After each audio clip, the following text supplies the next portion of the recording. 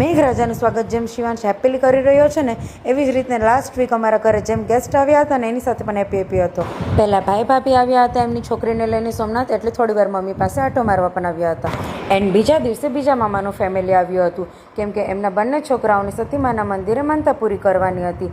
માતાજીને નિવેદ જોવા રહી ગયું એટલી ઘડી આ બંને ભાઈઓ શાંતિથી બેસ્યા જ હતા.